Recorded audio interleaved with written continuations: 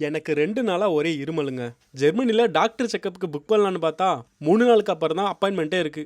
அதனால தான் எங்க பாட்டி வச்சு கொடுக்குற கஷாயத்தை ரெடி பண்ணலான்னு இருக்கிறேன். அதுக்கு ஒரு பாத்திரத்துல தண்ணி ஊற்றி அதில் கொஞ்சம் இஞ்சி, பூண்டு, பட்டை, கிராம்பு, கருஞ்சீரகம், சீரகம், சோம்பு, கொஞ்சம் சால்ட்டு, 1 ஸ்பூன் மஞ்சத்தூள் இதெல்லாம் போட்டு அடுப்பு ஆன் பண்ணியாச்சு. பெப்பர் போட மறந்துட்டேன். இது 5 நிமிஷம் நல்லா கொதிச்சதுக்கு அப்புறம் அடுப்பு ஆஃப் பண்ணி 5 நிமிஷம் ஆற வச்சிரும். அப்புறம் வெது வெதுப்பா இருக்கும் போது டம்ளர்ல இதை ஃபில்டர் பண்ணிக்கலாம். ஐயோ, இது காக்டெயில் ஷேக்கர். சரி, வசதியா போச்சு. அதுல 5 ml lemon juice, 20 ml honey போட்டு நல்லா ஷேக் பண்ணிட்டேன். இந்த மாதிரி அப்புறம் ஓப்பன் பண்ணி இன்னொரு கிளாஸுக்கு மாற்றிட்டேன்.